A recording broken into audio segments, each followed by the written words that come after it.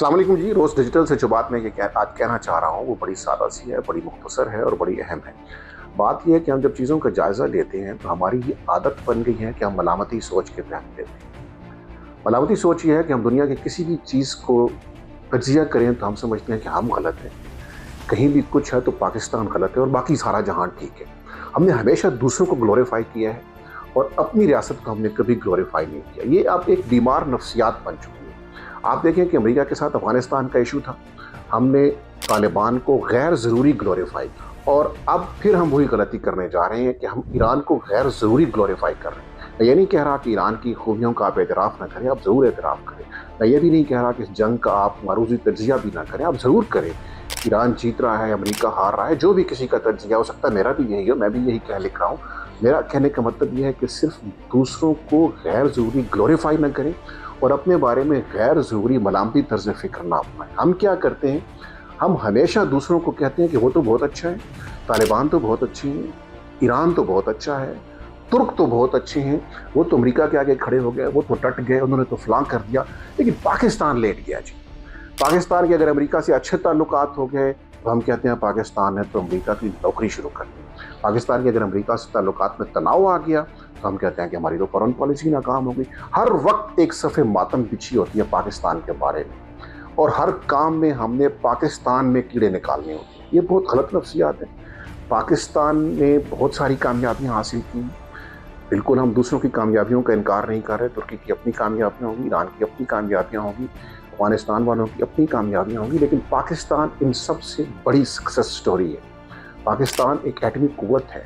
अगर एटमी कुव्वत बनना इतना ही आसान होता तो दुनिया में और मुस्लिम ममालिक मौजूद थे, वो बन गए होते।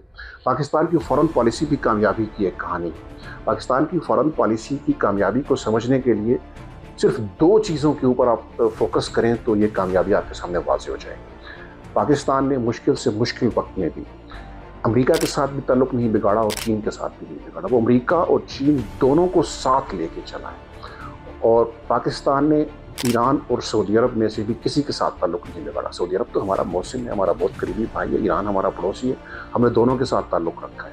यही वजह है कि आज इस दुनिया में कोई मुल्क ऐसा नहीं है जो उसी एतमाद से अमेरिका से भी बात कर सके, उसी एतमाद से चीन से भी बात कर सके, ये सिर्फ पाकिस्तान है। दुनिया में कोई और मुल्क ऐसा नहीं है जो एक जैसे एतमाद से ईरान से भी बात कर सके और सऊदीया से भी बात कर सके। पूरी खलीज में कोई ऐसा मुल्क मौजूद नहीं है, ये सिर्फ पाकिस्तान। यही वजह है कि आज जो मुज़ाकरात का अमल हुआ और मैं समझता हूँ कि वो अब भी जारी है, उसका मरकज़ और महवर पाकिस्तान है और उसका सालिस पाकिस्तान है, क्योंकि पाकिस्तान यूनिक है इस सेंस में। पाकिस्तान ने बिलावजह किसी से टक्कर भी नहीं ली। पाकिस्तान ने जहाँ देखा रास्ते भी निकाले, लेकिन पाकिस्तान ने अपने रास्ते नाखनों से तराशी। इसलिए इस मलामती फ़िक्र से निकल आई है कि फ़लाँ बहुत टीपू सुल्तान की तरह है और फ़लाँ बहुत बहादुर है और पाकिस्तान लेट गया और पाकिस्तान फ़लाँ कर गया। फ़ॉरेन पॉलिसी में बहुत सी चीज़ें देखनी होती हैं। तो पाकिस्तान की फ़ॉरेन पॉलिसी भी सक्सेस स्टोरी है, पाकिस्तान की डिफेंस पावर भी सक्सेस स्टोरी है, पाकिस्तान ख़ुद भी एक कामयाबी की कहानी है। मईशत में मसाइल हैं, वो भी इंशाअल्लाह वक्त के साथ हल हो जाएंगे।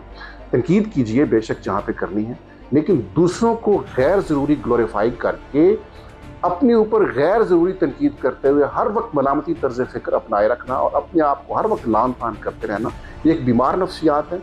और मैं समझता हूँ कि ये नफ्सियात पाकिस्तान में एल्गोरिदम के कमाल के ज़रिए, बल्कि उसकी शैतानियत के ज़रिए फैलाई जा रही है। तो मैं आज सिर्फ ये कहना चाहूँगा कि इसको समझिए, पाकिस्तान की खूबियों को भी देखिए, पाकिस्तान की कामयाबियों को भी देखिए, ये गैर मामूली है।